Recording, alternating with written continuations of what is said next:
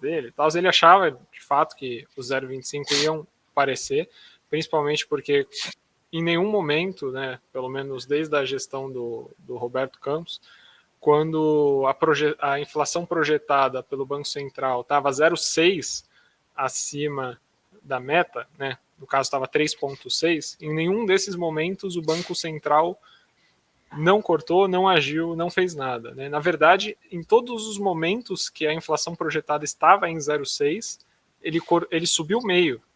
Né? Não foi nem 0,25 que nem a gente viu agora.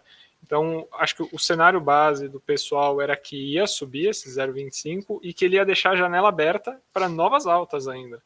Então, essa sinalização do Galípolo de que, putz, acabamos o ciclo agora e vamos esperar, de fato, eu concordo com você, talvez nessa sinalização de fim de ciclo ele tenha sido um pouco mais dove.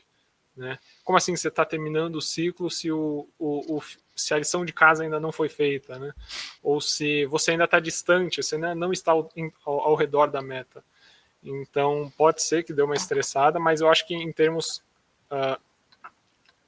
das empresas em si, né, acho que nem você comentou, na minha visão, acho que tem muita coisa no preço, não são esses 0,25 a mais ou a menos que vão atrapalhar o resultado do negócio. Agora é a duração, né?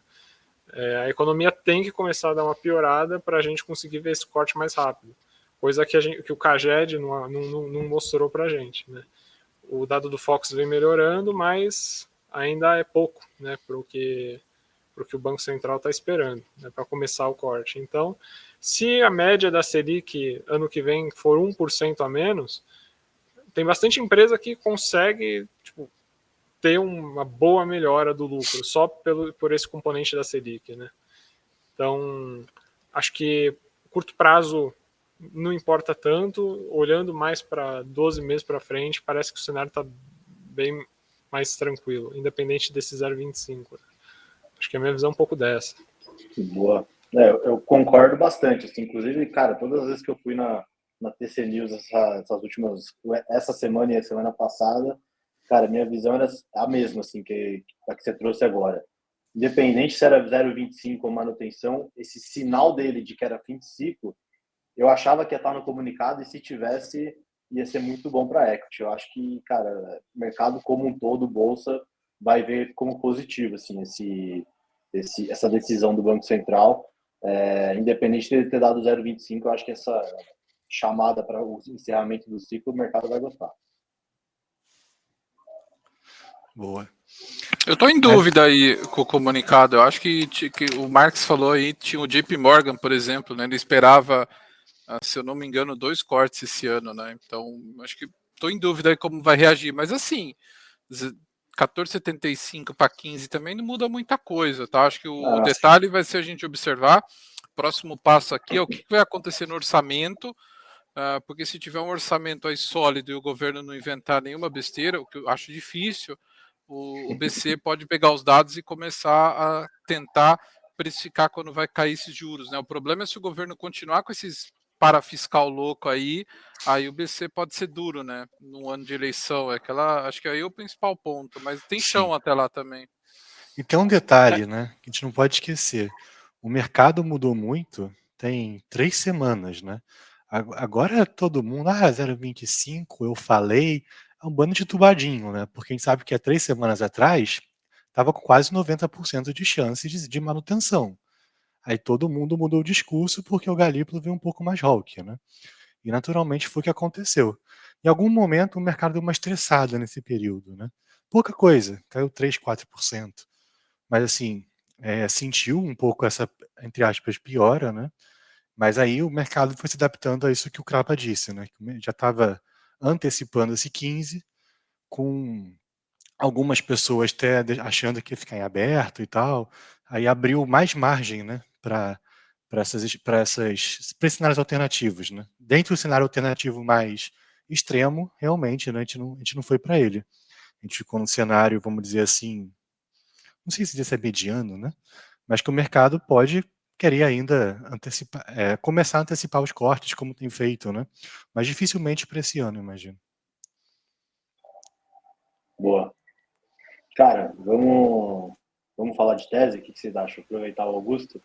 Bora. O Augusto puxou ali, cara. Fala aí. Dessa vez eu acho que eu acho que seria interessante trazer, né, um pouco de, dado que a gente está se aproximando desse fim de ciclo, né, e enfim, a bolsa andou muito, muitas teses andaram muito, muitas empresas andaram 100%, 200%, 80%, enfim, e algumas ficaram um pouco para trás, né? Então acho que o mercado tá passando a olhar um pouco mais para essas companhias, né? Então a gente pega, por exemplo, a Vamos, a gente pega o grupo Simpar como um todo, tirando a Movida, que subiu bem. Então Vamos, JSL, você tem a Randon também, né? Então essas são companhias que acabaram, que ainda estão no momento operacional um pouco mais complexo, né? Mas existe um contexto em que, ok, 2025 será um ano difícil e, de fato, o segundo trimestre vai ser um trimestre difícil, mas você tem um carrego muito positivo para o ano que vem, seja de desalavancagem, então a companhia mais focada na geração de caixa. Então, no caso da Vamos, nas últimas interações que a gente teve com o pessoal, eles estão sinalizando que o mercado de venda de seminovos está performando muito bem, está muito forte, eles estão conseguindo vender bastante ativo. Isso é bom porque, né, um dos problemas da Vamos é que a utilização da frota deles está baixa. Então, você tem muito ativo que está parado no pátio e está depreciando, né, porque ele não está colocado à venda, ele está parado esperando ser locado. Então a companhia olhou para isso e tomou a decisão de que, esse ativo ele é mais específico, ele é difícil de ser locado, vamos vender esse ativo? Porque eu tenho dois efeitos positivos. Eu paro de depreciar ele, porque quando o ativo sai do pátio e é colocado à venda, você não deprecia mais. Então, a depreciação que passa na sua DRE já dá uma melhorada. E 2, a partir do momento que você vende esse ativo, por mais que você tenha que dar 1%, 2% de desconto para concretizar a venda, você está gerando caixa, né? Então, é menos impacto financeiro na última linha. Então, a gente tem uma companhia que está melhorando operacionalmente, está conseguindo elevar os níveis de ativos locados, pretendem fechar o ano ali por volta de 90%, hoje está em 85%. A alavancagem deve cair um pouquinho, né? Eles estão conseguindo estender novos contratos, e você tem que pensar que a Vamos, o contrato que ela fecha, a rentabilidade desse contrato é baseado na curva futura de juros. Então, o melhor momento para ela fechar novos contratos é agora, né? Então, você fala, putz, qual o melhor momento para Vamos crescer, para Vamos conseguir ser a empresa mais rentável possível? Putz, é crescer no momento atual. Infelizmente, eles não conseguem por conta da situação de balanço, porque ele estaria crescendo numa tira absurda. Você está colocando na conta um juro longo de 14%, você está colocando na conta um custo de capital muito alto, e você vai carregar esse contrato por 4, 3, 5 anos. Então, é um carrego absurdo, ainda mais se você assume que lá para frente a sua curva futura cai. Ou seja, o seu ROIC, spread, ele vai ficar muito gordo lá para frente, né?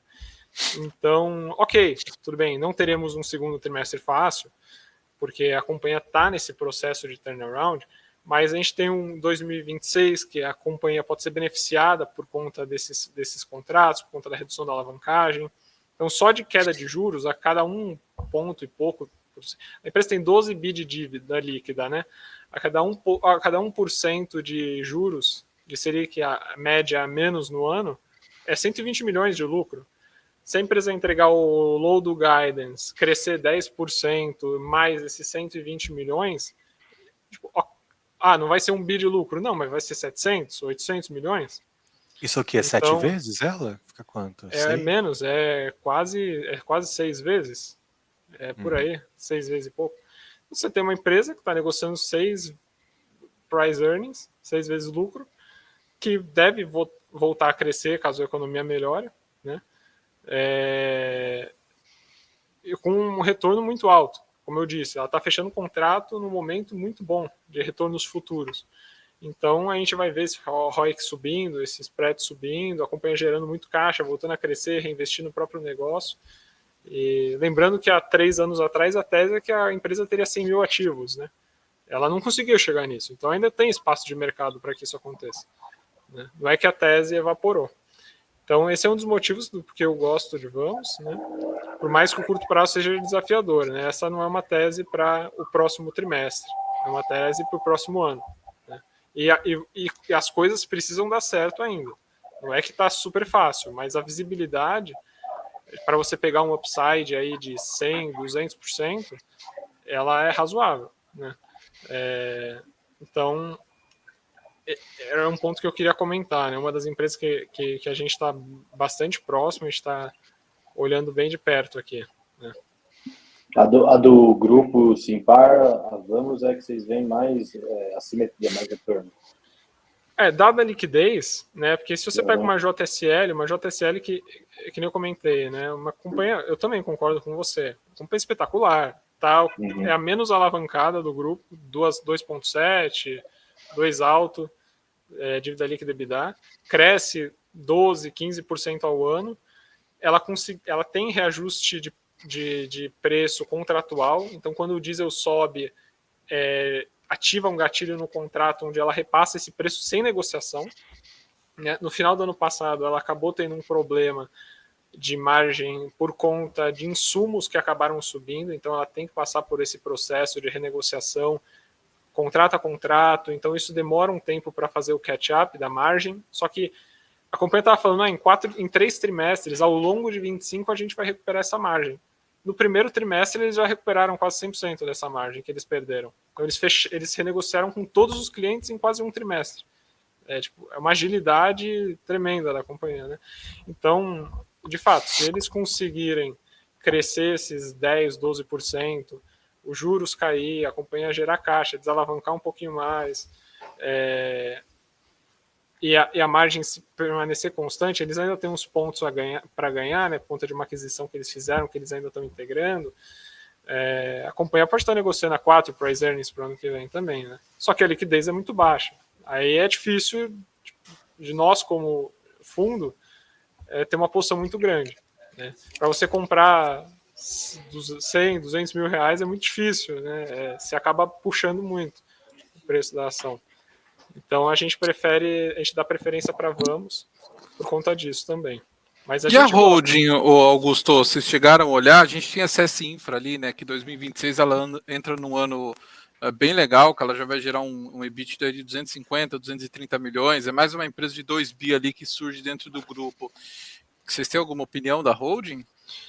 A holding a gente usa mais como um veículo de exposição para Vamos, né? Então a gente acaba olhando o desconto de holding, quando ele abre muito, a gente acaba comprando um pouco de Simpar, vendendo um pouco de Vamos, porque 80% da Simpar é Vamos, né? Então é difícil você fugir um pouco dessa tese. Então, em termos de resultado, né? De EBITDA. Então é difícil você fugir um pouco disso. É uma forma que a gente usa de ajustar, melhorar o risco ali da exposição, vamos dizer assim, comprando um desconto de holding maior. Chegou a bater 40% ano passado, né? Deu uma fechada. A Cosan está nesses níveis hoje, né? Hoje a Cosan, o desconto de holding da Cosan está por volta de uns 50, 40 altos, né? Se a Raizen vale zero, é que a Raizen, a gente acha a Raizen uma empresa cara, né? A gente não gosta muito da tese da companhia, por mais que eles estejam passando por um turnaround, e de fato conseguem extrair valor desse turnaround, vendendo ativo, enfim, gera caixa. A gente não gosta muito da tese pela questão do E2G mesmo, né? Quando a gente começou a olhar lá atrás, há muito tempo atrás, logo no IPO, era meio estranho você fazer um capex absurdo para vender um combustível que é 3 vezes mais caro que a sua, tipo, para o setor aéreo, que é um setor super pouco rentável, né, por conta da descarbonização. Então você pega todos os setores que o E2G estava envolvido, todos eles foram se caindo aos pedaços ao longo do tempo, né? Então, você conversa com a empresa lá você descobre que a TIR desses projetos esperada era uma TIR de 8%, né? Então, a empresa tinha 100, 120 diretores. Então, A gente não gostava muito, mas, pô, a partir do momento Estavam na mamata. a partir do momento que o desconto de holding da Cosan é tão alto que se a Raizen vale 0, a Cosan ainda tá barata, chama atenção também, né? É algo que a gente está olhando mais de perto agora, né? A gente ainda está estudando um pouco disso. Dito isso, mas se sair aquele deal da Raizen que foi anunciado, faria um preço absurdo, né? Acho que o melhor caminho é esse. Eu concordo com o Augusto. Tipo, você buscar a Raizen a 0, você ainda tem valor na Cosan. E o que parece que está caminhando para a Cosan fazer, ela diminuir o tamanho da Raizen e resolver a Raizen, né? Que seria o melhor cenário. Acho que o pior para a gente aqui, eu que tenho Cosan, seria a Cosan resolver aportar mais dinheiro lá, tá? É melhor reduzir o tamanho da Raizen e focar nos outros ativos, né? A Compass está muito bem, a Rumo também. O portfólio ali de ativos tirando a Raizen está bem legal. Eu até pensei que fosse fazer mais preço esse anúncio do dividendo da Rumo, porque, de fato, foi uma mudança na história da companhia, né? Que até eles comentam no comunicado, tipo, desde a compra, da fusão com a LL, distribuíram só 300 milhões de dividendos. Tipo, uma empresa que faz caminhões de CAPEX ano a ano, tá no projeto de Lucas de Rio Verde também, que é um caminhão de CAPEX, vai dar espaço para a companhia, vai dar volume, vai dar rentabilidade. E eu pensei que a partir desse anúncio fosse fazer um preço na Cosan, né? Porque ia ser um fluxo de caixa adicional para a companhia, né? Porque hoje um dos problemas da Cosan, claro, tem a questão do desconto de holding, que é muito bom, tem, mas hoje o que a Cosan gasta em pagamento de juros é maior do que ela recebe de dividendo, né? Então ela precisa fechar essa conta com venda de ativo. E é daí que vai vir o dinheiro, é da venda de ativos da Raizen, da venda de ativos da Rumo, né? Esses ativos mais secundários ou até mesmo de plantas da Raizen. Né? Seria muito positivo, eu acho que a Cosan seria mais beneficiada disso tudo. Boa. Pô, legal. Mas eu quero aproveitar, já que falou de Vamo, que assim, no fim, a Vamo, abre aspas, né? Ela se enrolou no micro. Mas ela se enrolou no micro porque o agro ficou mais fraco, né? Ela reflete muito o agro como um todo.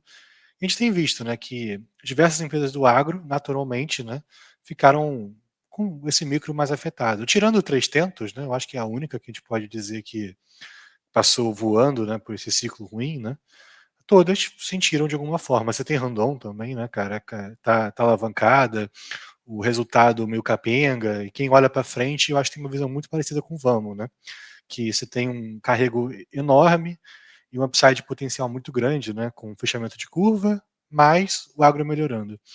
Mas eu faço um estresse aqui agora, que assim, quando a gente olha esse agro, a gente tem empresas que são alavancadas, né, e empresas que não são alavancadas. Naturalmente, quando se cria um contexto, não vou falar otimista, né, mas que a gente coloque na conta o juro fechando, essas empresas alavancadas têm um maior potencial upside. Mas vocês olham também outras empresas que sejam ligadas ao agro, tal como o Vamo, mas que não tenham essa alavancagem alta?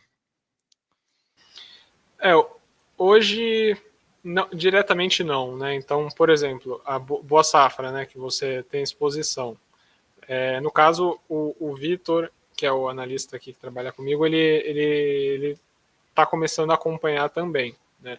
Mas a gente ainda não tem nenhuma uma opinião formada sobre a tese. Mas, de fato, o agro não é algo que nos chama a atenção por ser agro. Ok, existe um crescimento bom vindo do agro, mas, por exemplo, eu não compro Vamos por conta do agro, né? O agro ele é um componente importante que dá crescimento para o tamanho do mercado. Mas como a companhia tem uma fração desse mercado, por mais que o agro não crescesse, né, que até seria talvez bom para Vamos se o agro não crescesse, porque quando a gente tem a melhor safra do mundo, da história do país, o preço do grão amassa, né? Com o preço do grão amassado, com o produtor está 2 anos se ferrando. Se o preço do grão está amassado, o cara não vai rentabilizar. Eu digo agroforte é o produtor ganhando dinheiro, no fim das contas, né? Seja com volume, mais preço, principalmente, né? Não, a gente não olha especificamente para isso. A gente tinha até uma posição em hidrovias que pegava parte desse carrego, né? Mas a gente acabou desmontando há um tempo. Mas não, o agro em si não é algo que nos chama atenção por ser agro, né? Pelo crescimento dele. A gente acaba... né? Acho que não. A gente acha que a gente prefere mais essas empresas que têm esse componente de micro um pouco mais forte, vamos dizer assim, do que o macro do agro, talvez. Mas em relação a... já aproveitando que estamos aqui com você, Fernando, se puder passar uma perspectiva do que você está vendo, acho que seria legal também. Do que? Sim. Do seu outlook para a companhia, acho que seria interessante. Eu não acompanho que nem você, obviamente, né? É mais por alto, mas eu falo ali bastante, né? Você deve acompanhar. Uma das poucas que eu tenho um FOMO com Vamos, né? Porque não é difícil você projetar em uma empresa que cresce, tem uma gestão boa e que de fato, né, cara, você não precisa forçar, você não precisa ser muito otimista com os juros para a empresa, sei lá, dobrar alguma coisa assim, né? Você bota um juro, você falou médio de 13 e pouco, né? Que não é nada de outro mundo, né? É um cenário bem razoável. E você pega uma tese que é crescimento, né? Não vai ficar 6 lucro, né? Não deveria ser assim, né? E quando eu falo do agro no geral, não é nem assim, porque o agro cresce, quem olha agro sempre fala isso, né? O agro move o país, eu acho que vai para aqui se falar isso. Mas é mais no sentido de que o agro está no low, né? E low, tanto como você falou, preços ou teve quebra de safra, ou o preço não ajuda. Veio de um high, né? 22, todo mundo com dinheiro pra cacete, né? Torrou em tudo. E depois veio essa ressaca. Quando eu falo do agro, assim, o produtor uma hora vai ganhar dinheiro, né? E quando esse produtor ganhar dinheiro, ele vai gastar mais, e uma das empresas que surfa isso, né? Eu nem falo estruturalmente, eu falo pontualmente mesmo. Em algum momento isso vai acontecer. E uma das empresas que surfa isso é a Vamos, além da Randon também, por exemplo, né? Só que quando você fica numa tese que é mais alavancada, você pega isso vezes 2, vezes 3, né? Porque você não tem juros. Sem dúvida. Um dos problemas da Vamos, claro, é a parte do agro. O agro era 10% da companhia, né? Então, que ela alugava os caminhões para as transportadoras de grãos, né, em específico.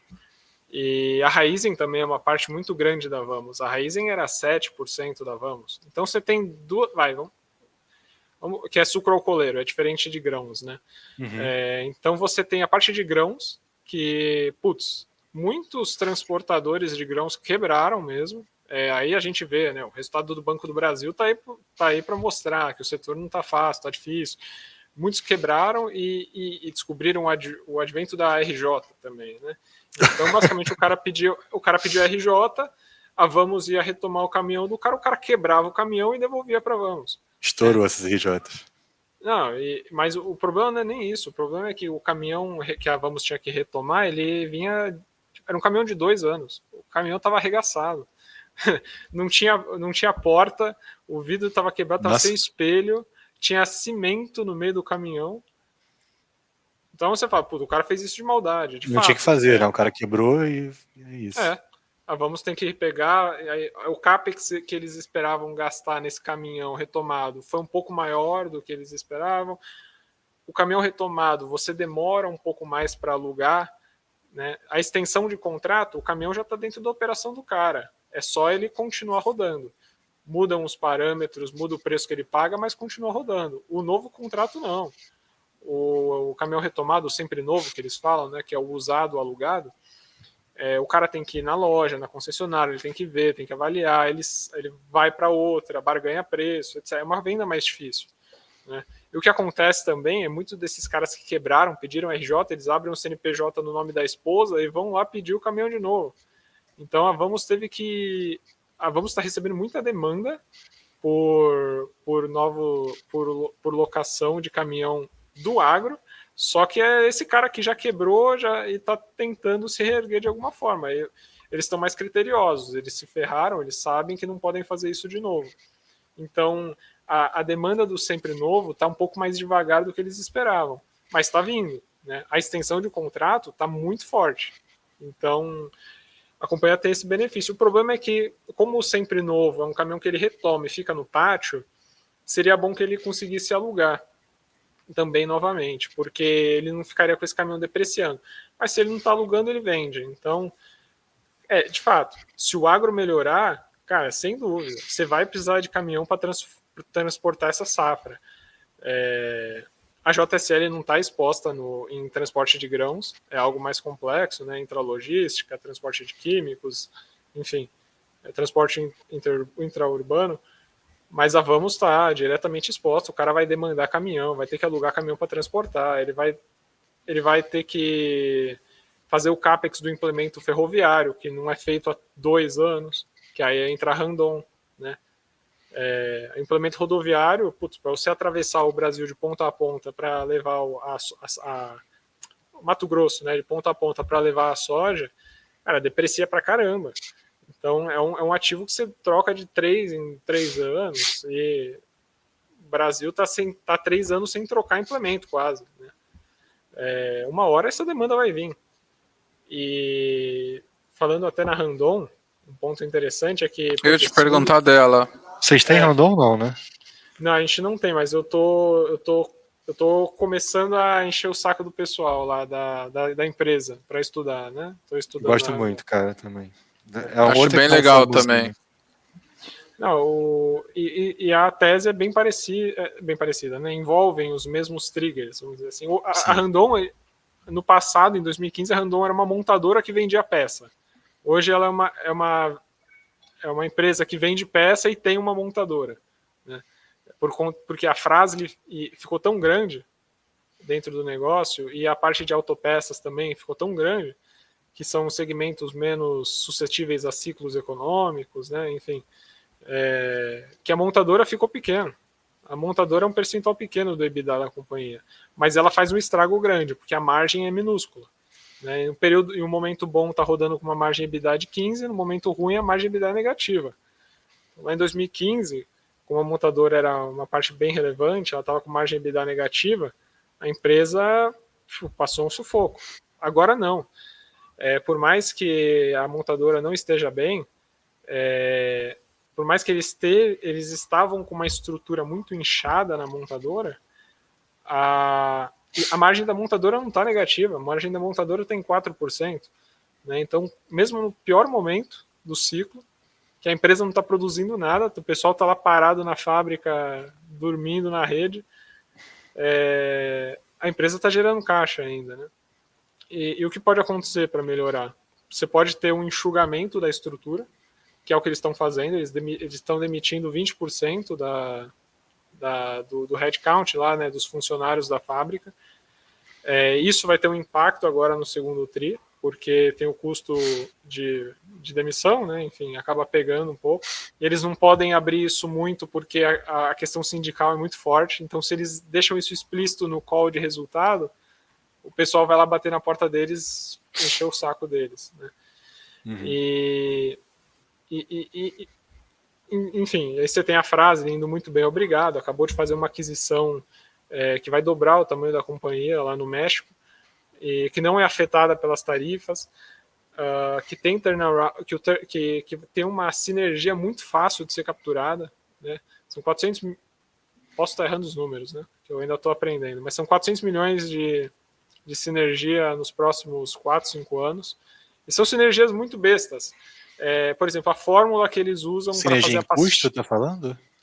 Sinergia em custo e sinergia em processo. Ou seja, tipo, por exemplo, a fórmula que eles usam lá no México para fazer a pastilha do freio é uma fórmula desenvolvida há 15 anos atrás, que custa 3 vezes mais do que custa a pastilha da Fras-le aqui no Brasil. Então você implementa essa fórmula lá, e você já tem um benefício de margem, você já tem benefício de custo, você ganha market share, você consolida a compra de aço, por exemplo, você consolida a compra de aço da Randon com essa nova empresa, você já consegue economizar no custo, você tem a melhoria do processo fabril, que é uma fábrica muito antiga, então você consegue adaptar alguns processos. Então, cada coisinha dessa é algo que não é tão complexo de fazer, você não precisa reestruturar todo o negócio, você não precisa fazer um CAPEX absurdo, e você já consegue capturar essas sinergias. Tanto que a companhia diz, né, que eles passaram esse guidance de sinergia, mas, putz, eles esperam capturar mais rápido e mais do que eles passaram, né? Então... Esses guidance de sinergia, cara, nunca vai... Tudo bem. A frase, o mercado adora a frase, né? Então, tipo, pô, uma empresa que trade... cara, é impressionante como sobe isso. É uma empresa que trade 10 vezes EBITDA, 12. Agora, se você considera da Consa que essa aquisição tá 7, mas, pô, se você coloca... Todo mundo já põe a sinergia da frase já na conta. Eles sempre entregaram, por que não entregaria dessa vez, né? É meio que isso que o pessoal pensa. Mas, enfim, a Randon também, uma história de desalavancagem. Tem que a montadora não precisa melhorar para ela valer alguma coisa. Ela já está... Se a montadora continuar assim para sempre, ok, não vai ser aquela grande porrada que a gente viu em 2015. Mas tá no preço errado também, né? Tem que subir aí uns 50%, 40%. Se a montadora porrar, cara, aí, meu, porque você vai... Tudo bem, é uma parte pequena do EBITDA hoje, acho que 10%, 15%, mas vai virar 30%. Né? Se você dobra a margem, você dobra o volume, etc., você tem um ganho de alavancagem operacional por conta da redução do G&A ali da fábrica, que eles estão reduzindo agora. Então, é um incremento brutal no EBITDA e algo que pode acontecer do dia para a noite. Né? Foi assim que aconteceu em 2015 e uma hora essa demanda tem que vir. Legal. A Randon, ela tem um market share muito grande, só que ela tem um market share muito grande em implementos rodoviários para o agronegócio, que está caindo 40% esse ano. Né? Por isso que ela está se ferrando mais do que os competidores, né, dela, do que os pares, que são de capital fechado. Né? Uma coisa que é engraçada, né, cara, é que a Randon tem isso, acho que vale há 2 anos, né? E sempre que tem isso, esse trade nunca encaixa, não rápido, né? Que é aquela história da soma das partes. Porque toda vez você vê a questão da soma das partes, né? Já teve isso com Pão de Açúcar, né? Quando vende os ativos. Banco do Brasil em 2015. Banco do Brasil lá atrás, né? Também valendo uma mixaria, a parte de crédito, né? E aí você vê com o Randon isso tem uns 2 anos, né? E no fim das contas a Frade não parou de subir, né? E a Randon, tadinha, né? Acompanhou. Mas... E na Randon você teve também o evento que o Pátria aportou na unidade de consórcio deles, né? Os caras compraram 10%, aportaram uma grana lá, o valuation do negócio é quase o valuation da metade do market cap da Randon. É bizarro, né? De uma unidade de negócio que é sei lá, 10% da receita da empresa. Tem alguma coisa tá errada nisso, né? Alguma parte dessa soma das partes, né? Tanto que a Randon tem um EV negativo hoje, né? Sim. Tem alguma coisa que tá errada nessa Randon vai dar trade ainda. Eu tenho um FOMO nela, assim como vamos. Mas também quero acho, mais calma, como vai ser. E a empresa, assim, tem um management muito bom, né? Eles têm um histórico muito bom. Deixa eu só puxar uma empresa aqui, depois vocês também falam, já que o Crapa falou dela, que é a Boa Safra, né? A gente tem no Cosmos, né? O Buca já acompanha mais tempo que eu. Eu comprei um pouco mais recente, né? Deve ter um mês agora. O controlador teve no TC recentemente, né? Eu tenho conversado com o RI, já conversei com o RI 2 vezes. E, cara, no fim não tem muito mistério, né? O Crapa deve ter olhado a tese já, é uma tese que entrou, é uma empresa relativamente nova, né? Mas é uma tese que veio como crescimento, o histórico dela é crescimento, tem aquela tese, a gente vai ganhar share todo ano um pouco, tem espaço para crescer, e não é tão diferente até quando vê o discurso da Vamo, né, de crescimento no tempo, ganhar share e tal, mas obviamente voltado para a parte de vendas de sementes, né? Ela é uma sementeira. E no fim, ano passado, né, para ter ideia de como foi ruim para ela perdeu share. Então como é que você vai ter uma tese de crescimento, que a priori negociava com crescimento, né, que perde share? Por mais que o ano foi cagado para todo mundo, né? Não foi só para ela. E mesmo assim ela perdeu share. Né? Isso obviamente pesou bastante. Ela tinha 8,5% de share, caiu para 8%.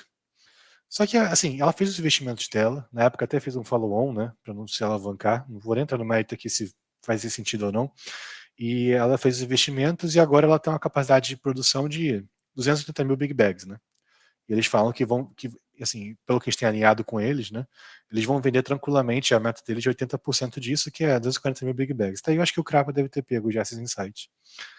Eu acho que o que é legal, né? Eu não tenho esse hábito de pensar tão estruturalmente na tese, né? Eu quero buscar o trade. O que é o trade? Você vai ganhar 40, 50, talvez mais, né?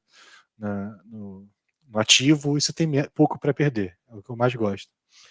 E você tem um delta, né, muito forte de ano contra ano, né? Isso já é algo positivo.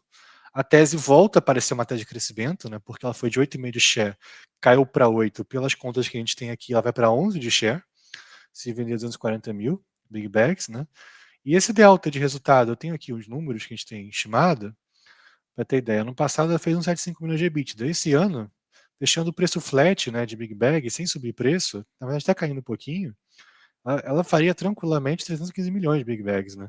Isso porque a gente não coloca crescimento das outras culturas, que também estão crescendo bastante, né? Mais de 20%, que deve, inclusive, fazer ela ter um bom segundo trimestre, né? Então, ela pode ter um crescimento de mais 100% de EBITDA no contra ano, lucro líquido, uns 200 milhões, ela vai ter um resultado financeiro pior, né? Ela não é dívida líquida, ela não é caixa líquido, né? Como te imagina, por conta do fiagro dela que passa pelo balanço, mas assim, a empresa vai dobrar, né, o EBITDA ano contra ano, e ela fica mais aproximadamente, cara, para esse ano, algo em torno de 6,5 para 7 vezes lucro. E para o ano que vem, se você simplesmente projetar essas vendas, né, você vai ter ela indo para 5, dando 250 bilhões de lucro, né? Sim, se é uma empresa de crescimento com esse múltiplo. Não trade esse múltiplo. E o setor ajuda também, né? Que você fala. Aí sim o setor ajuda. Que você fala, pô, tá exposta ao agro. Tá, o que é o agro para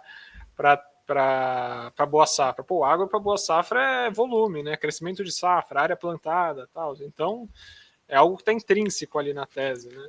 E assim, sem entrar no mérito de se por acaso o preço também subir, né? Ninguém, obviamente, é uma opcionalidade, né? Ninguém vai adivinhar também, mas pode entrar como sensibilidade. Se o preço sobe, né, tal como foi 22, etc., vai que um dia acontece. Um dia vai subir. Ele tá no low já, né? Isso a gente sabe. Aí você não tá falando de 5 vezes lucro no ano que vem, você tá falando de menos, né? E aí a empresa vai ter tanto resultado que mesmo sendo uma tese que não deveria gerar tanto caixa, né? Por ter um crescimento maior, um capex um pouco maior, ela vai acabar gerando bastante caixa. E, enfim, é uma tese legal, a gente gosta, de endividamento baixo, né? E que a princípio esse ano está bem mastigadinho que eles vão entregar, né? Essa questão do agro, né, com a RJ, também a gente tem um pouco de medo, mas pelos feedbacks deles, a carteira está bem, os clientes estão pagando, então não deve ter um susto nessa linha. Então, boa. Eu acompanho um pouco mais de longe, porque quem estuda mais aqui a Boa Safra é o Vitor, né? Trabalha comigo. Mas sim, cara, é difícil. Nesse múltiplo, mas sendo uma empresa de crescimento, exposta no setor que ela está exposta, dado uma melhora na perspectiva. É que é tudo uma. O que vai gerar o re-rating da companhia, né? É revisão de lucro? Pô, sem dúvida. Como o mercado estava atrasado, quem cobria a Boa Safra? Pô, nunca vi nenhum sell side próximo, sabe? Então você tem um fechamento de gap aí de revisão de lucro. A gente fez aqui um backtest disso, né? Qual é o driver, né? Cara, nos últimos anos é earnings momentum total. Então, difícil você estar comprado uma tese que vai piorar o lucro, vai piorar o resultado, né? Você precisa pegar alguma coisa que já está entregando bem, que, enfim, você ter algum edge para ter alguma vantagem em relação àquela empresa, suas estimativas estarem melhor que o mercado, que foi um pouco do que aconteceu com a Moura, né? Aqui com a gente. A gente tem uma posição muito grande em Moura e a gente ia puxar para essa para você, cara. Porque eu sei que vocês acompanham bem de perto construtoras e acho que a gente está num daqueles dilemas que o mercado não está tão acostumado, que é juros subiu, construtora caiu. A gente não está vendo isso, né? Juros está na máxima, as construtoras entregando um baita resultado, a Moura mesmo, você está falando dela, teve um roadshow recente, né, do CEO, que ele falou que o sell side mais otimista ia errar para baixo o resultado deles. e aí teve uma reprecificação. O que está rolando com essas construtoras? Vocês estão animados com elas ainda? Então, em relação às... Sim, a gente tem uma parte bem relevante aqui da nossa carteira. Acho que talvez a gente seja um dos fundos que mais tem incorporação aqui no... Vocês estão com a Moura, Plano e Plano? E... A gente tem Moura, Plano, Trisul, Tenda. Trisul. Tá. É isso daí. Mas a Moura acaba sendo a nossa maior posição, né? Isso foi no call de resultado, que ele falou que eles iam entregar pelo menos 30% acima da melhor estimativa sell side, ou seja, a melhor estimativa era 300, a companhia ia entregar pelo menos ali uns 350 milhões, 360 milhões de reais de lucro. No dia a empresa subiu 15, né? Depois subiu mais. Enfim, isso, claro que eu não tinha no meu modelo 350, ninguém tinha, porque eles lançaram um projeto lá em Recife que foi espetacular, né? Eles têm um cais inteiro que eles compraram, todos esses terrenos são antigos e eles estão lançando, cara, e tá vendendo tudo. Prédio de 30 andares, apartamentos de 400 metros quadrados, zerando em uma semana a torre inteira, lançando outra, zerando. Então, cara, de onde vem essa demanda? É difícil entender, né? Mas a região Nordeste é um pouco da tese da Moura. Então você tem uma região que não lança há muito tempo, uma região com pouco estoque, uma região que você tem... As pessoas acham que o Nordeste é uma região pobre, né? Sim, lá existe muita pobreza, lá não é uma região fácil, mas também existem empresários, existe muito funcionalismo público na região, e essas pessoas ganham bem, têm dinheiro para comprar, e não existia essa oferta nos últimos anos, né?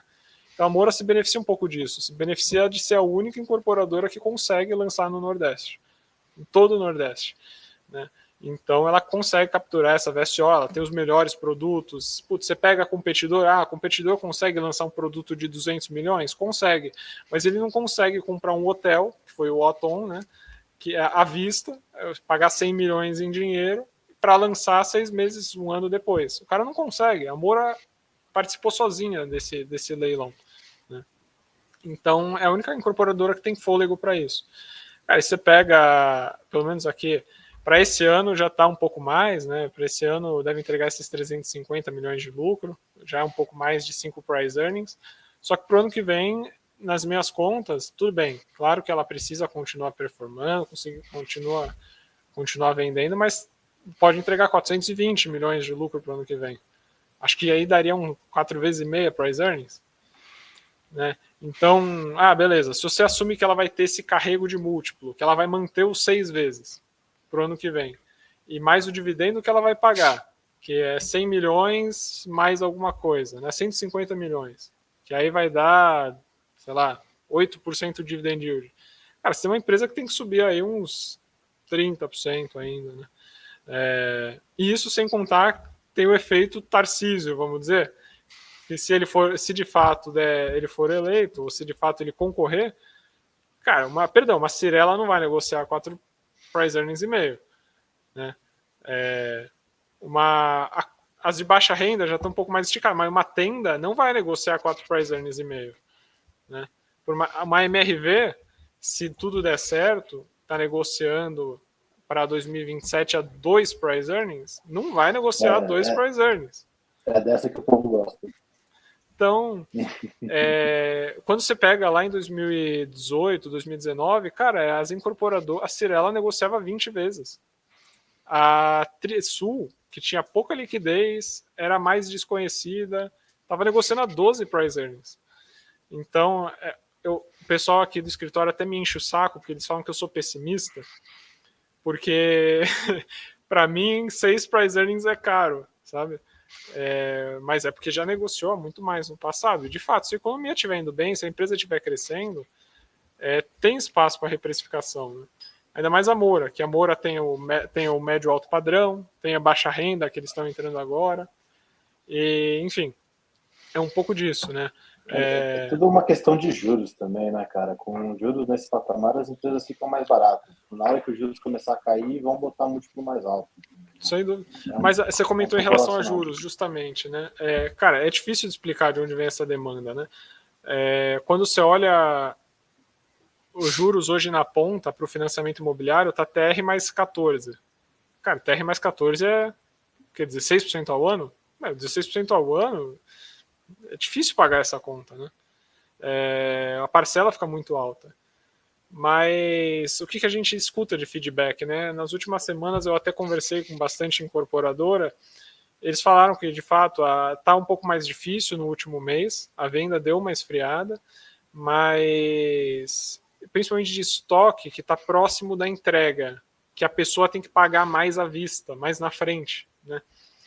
No lançamento até que dá tudo bem, porque a pessoa vai parcelar durante os 30% durante 4 anos de obra, cabe no bolso. O que não cabe no bolso é o financiamento. Então, aquele estoque que está lá parado, ou aquele estoque que está próximo a ser entregue, esse está mais difícil de sair, né? Então, a Trisul, ela se deu muito bem, porque ela conseguiu vender grande parte desse estoque dela no último ano. Então, tipo, ela conseguiu limpar todo o estoque pronto, todo o estoque próximo à entrega que ela tinha. Isso deu um bom boost para a companhia. E estão gerando muito caixa, né? Devem começar agora a distribuir mais dividendo. Eles têm a operação de baixa renda, eles fizeram um projeto em parceria com a Plano ali na Moca. Cara, incrível, gigante o projeto também, já deve... expectativa de vender tudo em um mês aquilo, sabe? Então, e baixa renda gera muito mais caixa, né? Então deve ajudar na geração de caixa da companhia, ajuda no ROI, ajuda em tudo, no final das contas, né? E ano que vem a empresa já deve estar lançando 50% da operação em baixa renda. É algo que a gente não percebe, é um movimento orgânico, só que é um movimento de você sair de um ROI de 15%, 12%, para um ROI de 30%, né? Então, você não vai negociar a 5 price earnings, né? Se for bem feito, você gera tanto caixa e o seu ROI ele aumenta, ele sai dos 12 para 20 e poucos, 30, que, enfim, a ação acaba respondendo a isso também, né? Eu acho que é isso que o pessoal, quando compra a Trisul, olha. Não é operação de médio alto padrão, é operação de baixa renda criando o corpo dentro da companhia. É um pouco disso. Mas sim, o mercado aparentemente está esfriando um pouco aqui em São Paulo, né? Finalmente vai bater os juros, então. Depende. A Lavi lançou um projeto agora. Que nem eu falei, o lançamento está indo. A Lavi lançou um projeto ali na Paulista, cara, vendeu tudo. Tipo, um projeto gigantesco. Tá bizarro. Boa. Deixa eu aproveitar o tema.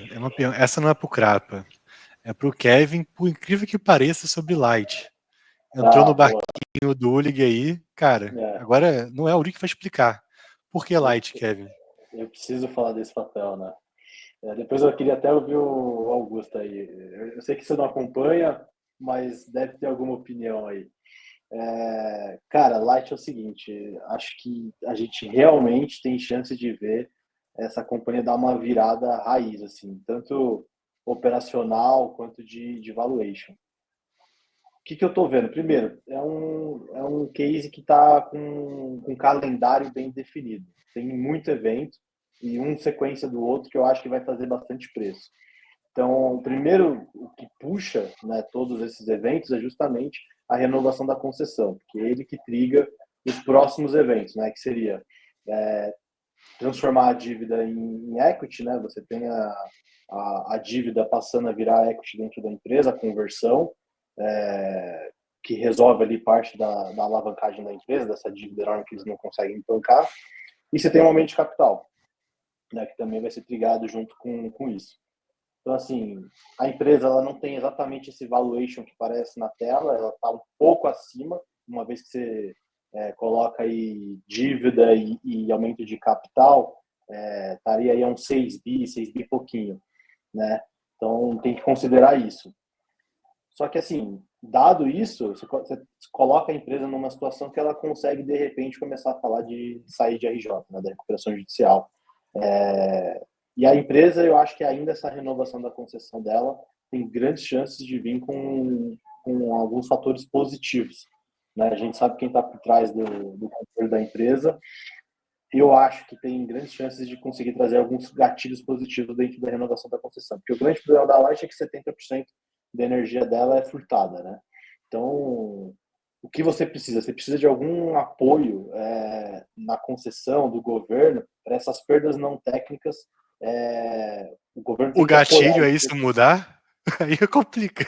Não necessariamente. Eu acho que só a renovação da concessão já faz ela subir. Boa. Isso é um bônus, que eu acho que aí realmente tiraria a empresa da situação atual. E, cara, assim, tem até soluções, né, para essa questão da energia furtada, né? Se você pegar a Equatorial, por exemplo, a Equatorial tem um negócio que eles chamam de Smart Grid, e eles usam isso para resolver a questão da energia furtada. É uma tecnologia que os caras usam. O problema da Light é que ela não consegue implementar isso porque os lugares do Rio de Janeiro onde a energia é furtada são extremamente perigosos. Então o cara não consegue nem ir lá para colocar o equipamento. Então, assim, se você tem algum apoio do governo por trás, aí de repente você conseguiria ter essa recuperação da empresa. E tem que lembrar que, cara, a Light é uma empresa de 120 anos e que meio que o Rio de Janeiro, assim, depende que essa empresa continue existindo para conseguir dar energia, entendeu? Então, porra, eu acho que tem grandes chances de você ter algum apoio aqui nesse sentido. E semana que vem tem um outro evento também no dia 25, que é a questão do PIS e COFINS, né, que teve uma lei que mudou, e a Light pode recuperar aí de 3 a 4 bi e meio aí de imposto a ser creditado aí no longo prazo, dependendo da decisão do STF, que a gente vai ter na semana que vem, tem grandes chances de ser a favor dela. A última vez que essa decisão veio, esse julgamento foi em setembro do ano passado, se eu não estou enganado. Só que foi o Toffoli pediu vista na época, né? Só que você já tinha 6 ministros dos 11 votando a favor da Light. Então, eu acho que tem grandes chances dela também ser beneficiada aí com essa decisão na semana que vem. Então, cara, assim, eu não estou vendo tanto. Eu realmente acho que essa empresa pode voar, tá? Eu estou mais no trade curto, né? Eu estou querendo pegar essa sequência de eventos que eu acho que já vai fazer uma baita reprecificação na empresa.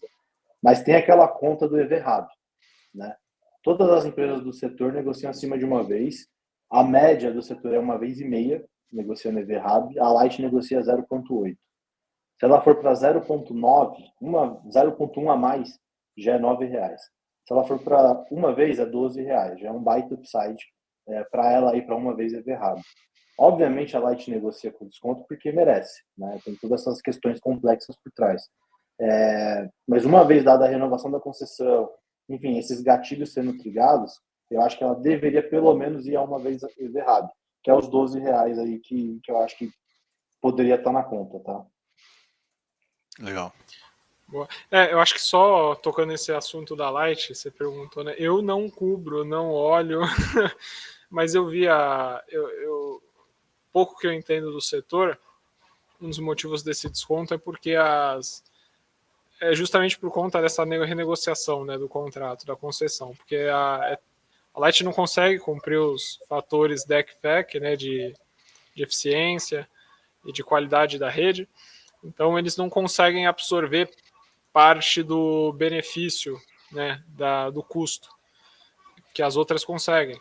Então, se você tiver uma renegociação que facilite esses termos para a companhia e que sejam de acordo com a operação da companhia, cara, se eles conseguirem entregar o que eles já entregam e se o acordo estiver em linha com o que eles já entregam, não tem porquê, de fato, ela negociar abaixo da RAB, porque ela vai conseguir ter esse benefício de capturar essas eficiências, né, que ela tem ao longo do tempo. Por mais que sejam pequenas e por mais que ela seja muito mais ineficiente, ela está no ponto dela. Se ela melhorar um pouquinho a partir do ponto dela, ela captura isso. Então é isso. Tipo, e realmente, cara, dado que a empresa é muito alavancada, qualquer mudança no EV, o market cap é minúsculo, explode. É bizarro, exato.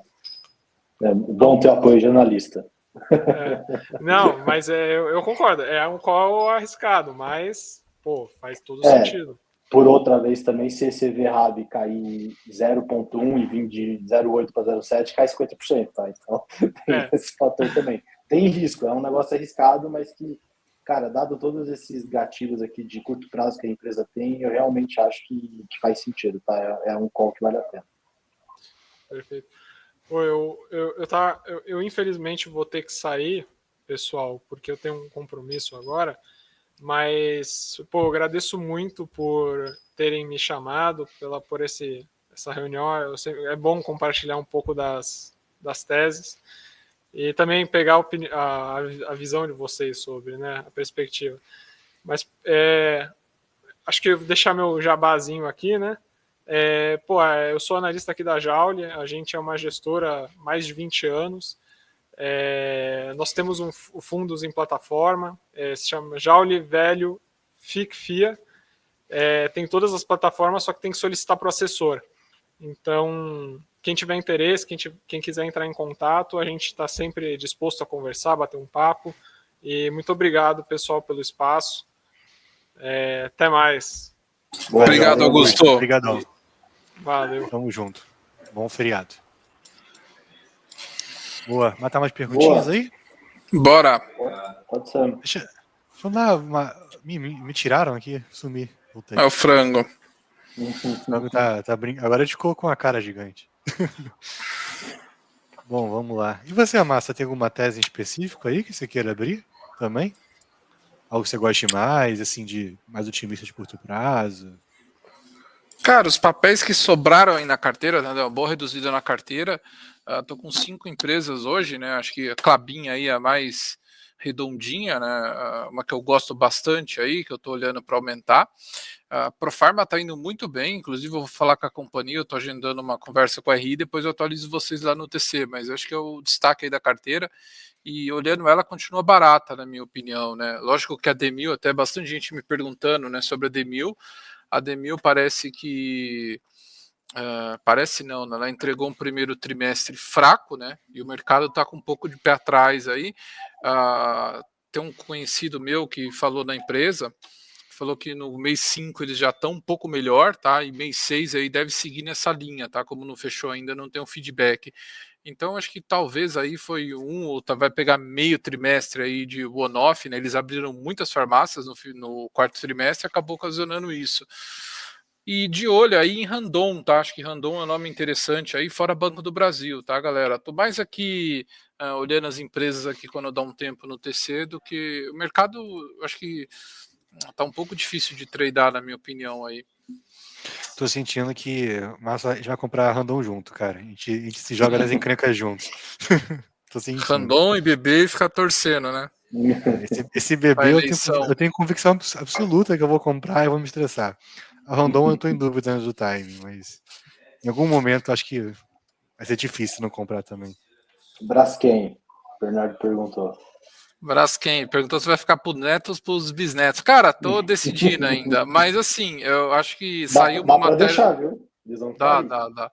Saiu uma matéria no Globo que em 15, 20 dias deve sair aí alguma proposta do Tanuri, né? Vamos ver, isso faria preço, assim, não acho que triga o tag along, tá? Eu vejo bastante gente falando isso, vai explodir, não acho, tá? Mas lógico que melhora o papel, né? Porque vai ter troca de administração, eles devem anunciar algum plano aí de reestruturação na companhia, né, de vender ativos e melhorar a estrutura de capital da companhia, tá? Assim, você vê Braskem a 8 bi, né, a Simpar já tá valendo quase 6, né, a Magalu vale 6, né? 7, a Braskem a 8, entendeu? É barato, né, minha opinião. É impensável 8 bi, né? E uma coisa que você comentou, mas que eu concordo bastante cara, beleza, Tanuri soltando aí um dia uma proposta para Braskem, para tomar o controle. Não vai ter o tag along, ele pode pagar R$30 e o papel não necessariamente precisaria ir para esse preço. De fato, não necessariamente precisaria subir por conta disso.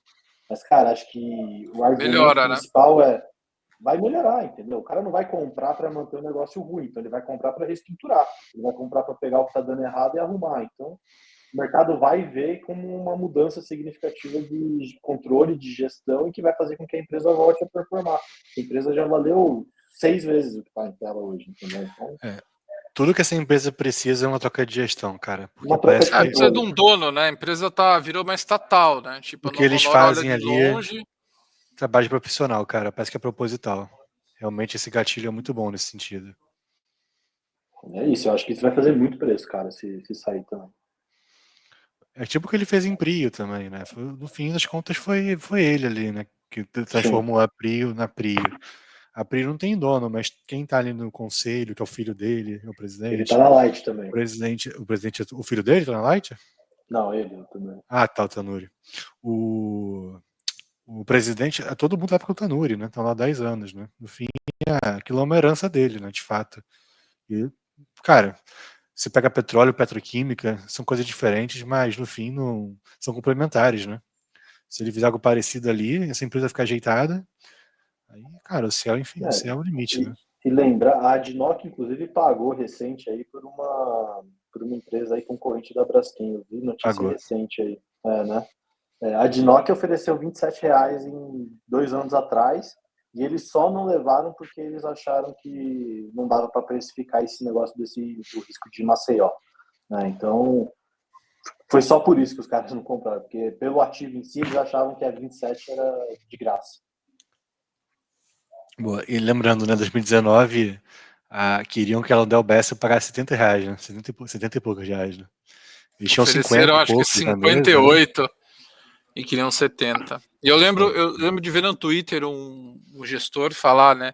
Ele fez umas contas lá e você olhava aquele 70, ele falou que era uma piada na época, né? O mercado e suas fases, né? Tem que ter. Até fica um feedback, né, gente? Sempre filtra.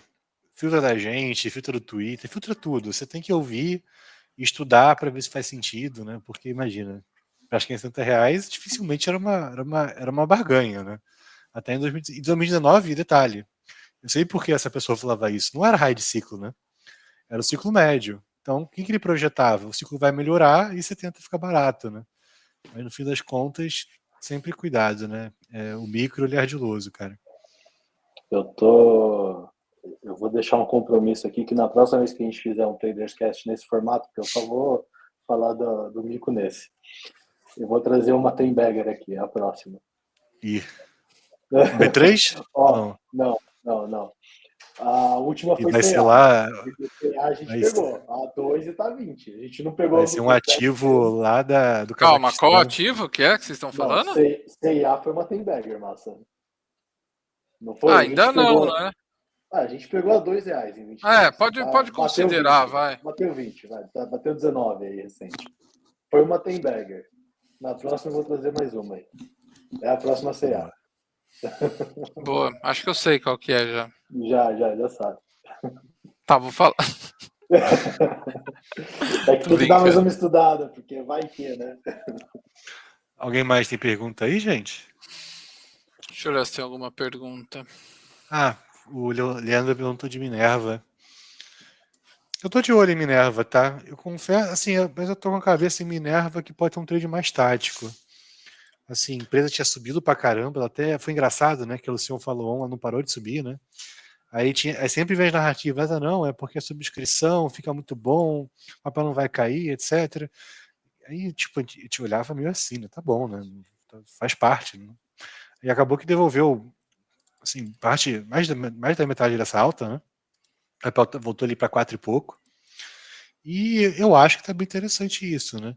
Ela estaria em torno de 4 vezes para esse ano, 4 vezes EBITDA, né? Não lucro. Ela tá num processo de. Ela tem gerado caixa recentemente, teve uma gasopada no primeiro TRI, mas deve continuar esse processo de desalavancagem. E esse segundo TRI deve ter um operacional bom, melhor que o primeiro TRI, né? Então eu acho que vira mais um trade de balanço, buscando esse curto prazo. Eu não tenho muita vontade de comprar Minerva assim estruturalmente, né? Como eu tô com o Prio, por exemplo. Ou como vai ser Banco do Brasil, né, por assim dizer.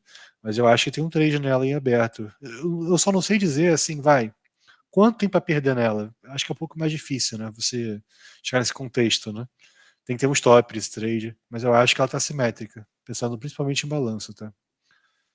E assim, vira um trade já pro balanço pra gente estar de olho aí acompanhando. Alguém olhando as mínimas. Massa tá. Quer falar de Minas? Cara, eu acho barata aí nesse nível, Rodrigo. O aço tá num low aí raiz, né? E assim, a companhia não tá alavancada. Lógico que assim, né? Piora, a alavancagem pode subir rápido, tá? Mas tá 0,70 a alavancagem, né? Inclusive eu lembro que teve um downgrade duplo do JP Morgan, e daí o pessoal falou que ia piorar, né? Por fim ela entregou um balanço bom e subiu. Só tem que entender que talvez essa taxação do aço a Uzi Minas não exporta tanto, né? Mas a CSN sim. Se talvez isso não está distorcendo o preço, tá? Tem que ficar de olho, tá? Tá R$ 4 a empresa, assim, que nem eu falei, não está alavancada. Acho difícil perder dinheiro nesse nível. Eu tô olhando, mas eu quero entender aí por que assim, o que vai acontecer daqui para frente, tá? Bom, é barata Não é mesmo. não nesse preço, viu? Não, com certeza não. No passado, quando ela teve esse ciclo de wins, né, a empresa estava semi-quebrada, né? Ela tá tranquila, gera caixa, só não tá voando, né? Porque o aço tá muito mal, né? Ela tá com os 3 alto-fornos funcionando, se não me engano, né? Então dilui mais custo. O dólar caindo para ela é positivo, tá? Ela tem um ponto ótimo, né? Não é simplesmente o dólar subir ou cair. Ela tem um ponto ótimo do dólar. E esse 5,5 aí, se não me engano, ela tá basicamente nesse ponto ótimo dela. Entre o spread de aço, custo de materiais que ela importa, né?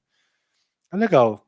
É difícil saber quando o aço vai subir, de fato, mas também acho que tem pouco para perder, né?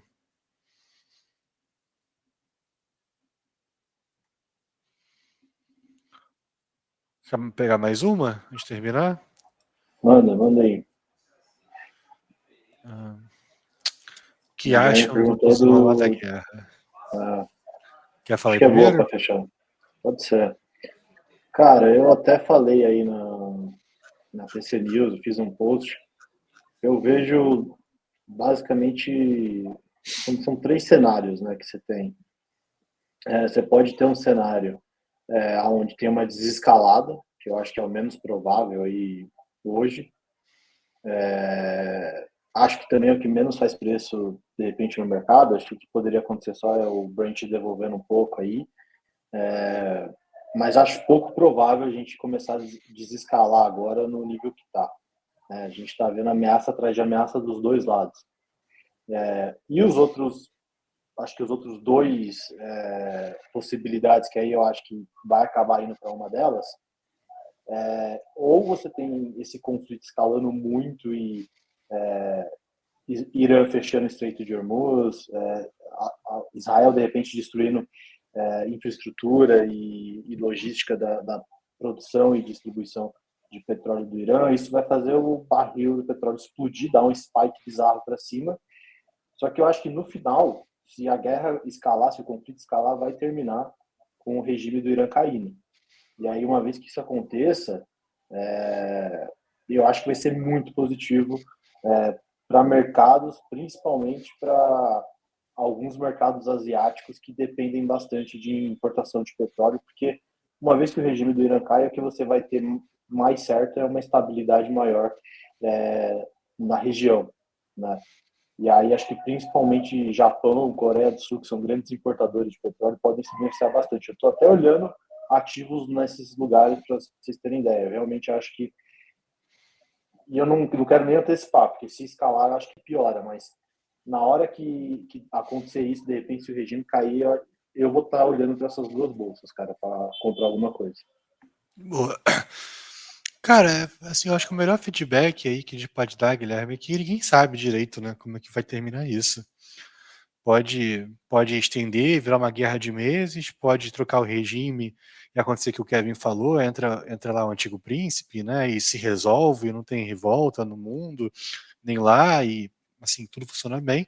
Pode trocar o regime e dar uma merda igual foi no Iraque, né, a guerra do Iraque durou 1 mês e meio para tirar o Saddam, e durou mais 8 anos para deixar aquilo ali apaziguado, né, e resultou depois no 11 de setembro, né, cara.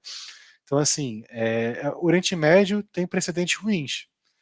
E, assim, é uma cultura muito diferente, né? Tá falando até com o Beida disso. Tem 2 e poucos bilhões de muçulmanos no mundo. Vamos dizer que 15% disso é radical. Só o Irã tem 90 milhões. Vamos dizer que metade disso é radical. Cara, não é fácil você controlar isso, né? Então é difícil cravar como vai resolver. Obviamente, se chega num fim positivo, os mercados todos vão reagir muito bem. O único ponto que eu acrescento aqui, né, que obviamente o petróleo vira o trade mais importante disso, né? Ele reage muito a isso. Hoje tem um prêmio de risco no petróleo tranquilamente de 6 a 10 dólares. Né? O que quer dizer isso? Não é que o petróleo deixou de ser produzido, né, ou vendido. Como existe um risco maior, né, de disrupção na cadeia, coloca-se um prêmio no valor spot, né, do petróleo. Então esse prêmio hoje deve ser entre 6 e 10 dólares. O que quer dizer isso? Se por acaso não tivesse a guerra, na minha opinião, o petróleo estaria 6, 10 dólares abaixo do que está hoje. É algo em torno disso, né? Mas então a gente pode assumir que se por acaso as coisas, né, melhorassem, seria esse o downside do petróleo aí, na linha do que o Kevin falou. O único ponto que eu coloco aqui, eu tenho uma visão contrária de petróleo faz um tempo, né? Existe uma... É muito engraçado, né? Que o mercado é sempre assim. Existe hoje um conceito, né, que todo mundo fala que a OPEC tem uma capacidade ociosa enorme. E não sei se vocês vão lembrar, em 22, qual que era a narrativa? A OPEC não consegue botar a sua capacidade ociosa para produzir. Não sei se vocês lembram, a OPEC não subiu a produção naquela época, não conseguia. Só a Arábia Saudita algumas vezes fez, mas sozinha ela não pode simplesmente a Arábia Saudita, vou aumentar 2 milhões a produção. Não pode, a regra. O grupo todo tem as cotas para acompanhar, né? E você pega a Rússia hoje sancionada, a Rússia produz, mas o equipamento da Rússia, o CAPEX da Rússia, ele está antiquado tem 3, 4 anos, né? E lá é um clima muito mais difícil. Então os campos da Rússia estão depletando. Então, no fim das contas, eu acho que é um mito essa capacidade ociosa da OPEC. A OPEC está com dificuldade de seguir o aumento recente. E o mercado tem na conta que existe 4 milhões de barris que vão ser acrescidos no mercado nos próximos anos. Eu acho que esse valor não existe, né? E no fim, existe outra variável, que eu acho essa mais difícil do que a oferta, que é a demanda. Por exemplo, surgiu ruído de tarifa, de novo. Porra, o petróleo vai cair, né? Porque você está falando de uma atividade mais fraca. Por acaso, tarifa fica baixa, não volta a subir mais, a economia expurrando, corta juros, petróleo sobe, ou a demanda cresce, enfim. Isso, assim, esses são cenários. Mas a parte da oferta, eu tenho bastante convicção que o mercado consensualmente, ele tá bem errado. E por isso eu acho que o petróleo tem um piso ali, 65 dólares, bem diferente do que a curva tem, né? A curva longa do petróleo, se você olhasse há 2 semanas atrás, antes desse conflito, estava 59 dólares para 26. Né? Sim. É isso. É isso, senhores. Obrigado a todos. Sexta-feira estamos aí. Um abraço. Um abraço, pessoal. Valeu. Valeu.